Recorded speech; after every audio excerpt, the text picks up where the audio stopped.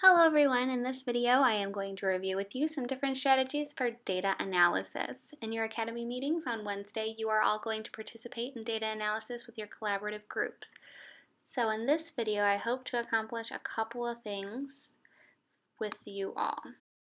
By the end of this video, I hope that you are able to analyze student work using both quantitative and qualitative methods, and that you're also prepared to collaborate with your departments using student data on Wednesday. Speaking of Wednesday, in order to be successful while collaborating with your groups, please make sure that you bring your holistic rubric, samples of student work, as well as scores from specific assignments and assessments.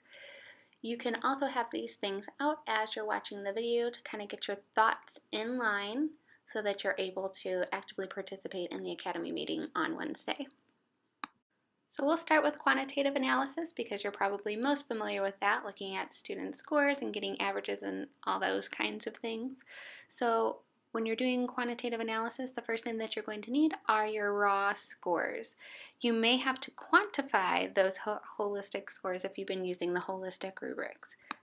Here's a way that you can quantify the scores on the holistic rubrics. Exceptional would be with 100, commendable 90, satisfactory 80, and then developing is a 70. Now here's an example of using quantitative data to find different numbers that may help you with some analysis. You can find your median, you can find your average, you can create a box plot.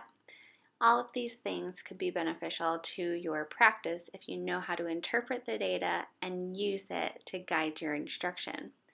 If you've never tried this process before, I highly encourage you to do it, not only because it's super easy, you can go to this website that you see on the right side of the screen, but also because after you do that analysis, you are going to just get a new skill set and you'll be able to reflect on what that data tells you, maybe in a different way. This is a very important part of the process. You want to make sure that you are in fact reflecting and you are using data to benefit your instruction. And I will let Mr. Peterson take it from here in explaining why quantitative data can be helpful in the classroom. So obviously there are advantages and disadvantages to each way of taking a lot of numbers and boiling them down to a single number. The usefulness in general is that you don't have to look at all of the data. You can boil it down and just have that one thing to pay attention to. But of course, disadvantages is you miss a lot when you do that. So some things like standard deviation are great to see how spread out your data is. If you have a class average of a 50 on a quiz or even just a quiz question, it could be everyone gets a 50 on it, or it could have been a lot of zeros and a lot of 100s. And certainly those two stories are very different. If everybody's getting a 50 on it, that's something that you need to go back and look at again.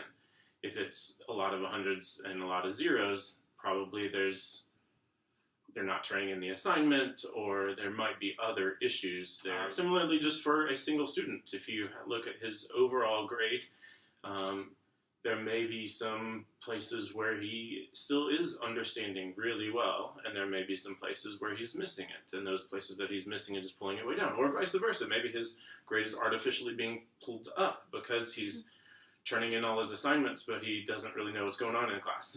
If you're giving hundreds for effort and not for understanding, then his grade may artificially be higher than where it should be.